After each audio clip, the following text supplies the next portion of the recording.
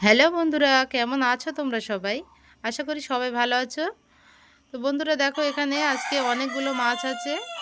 তো আজকে আমি সাইপন মাছের ডাকা দিয়ে দারুণ একটি রেসিপি বানিয়ে দেখাবো। তো বন্ধুরা, এখানে আমি সাইপন মাছের ডাকা আর নেজাটা নিয়ে নিলাম।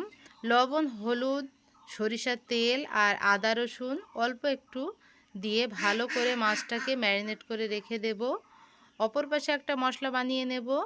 টমেটো, কাঁচা লঙ্কা, পেঁয়াজ মিক্সিতে দিয়ে ভালো করে পেস্ট বানিয়ে এক সাইডে রেখে দিয়েছি। কড়াইতে সরিষার তেল দিয়ে দিলাম। তেলটা গরম হলে দিচ্ছি অল্প একটু হলুদ গুঁড়ো, অল্প একটু লবণ, দিচ্ছি একটু ভাজা জিরে ধনিয়ার গুঁড়ো আর আদা রসুন। যে মশলাটা বানিয়ে রেখেছিলাম সেটা দিয়ে দিলাম।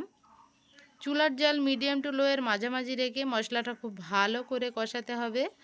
যেহেতু আজকে আমি কাঁচা মাছের ঝোল করব, তাই মশলাটা খুব ভালো করে কষিয়ে নেব। আর মশলাটা কষানোর সময় আমি গরম পানি দিয়ে দিয়ে মশলাটা কষাবো। এতে করে মাছের ঝোলের টেস্টটা দারুণ হবে। আর এই যে প্যাকেটের মশলাটা আমি ইউজ করেছি, এটা হলো সানরাইজ মাছের ঝোলের যে মশলাটা পাওয়া যায় সেটা। ঝোলের জন্য দিয়ে দিচ্ছি গরম পানি। প্রথম থেকে শেষ পর্যন্ত কিন্তু আমি গরম পানি ব্যবহার করেছি। ঝোলটা খুব ভালো মতো ফুটে গেলে সেই ম্যারিনেট করা মাছগুলো দিয়ে দেব। একে একে মাছগুলো দিয়ে দিচ্ছি। আর চুলার জাল এই পর্যায়ে লোতে রেখে দিতে হবে। 3 মিনিট পর্যন্ত ঢাকনা দিয়ে রান্না করে নিয়েছি।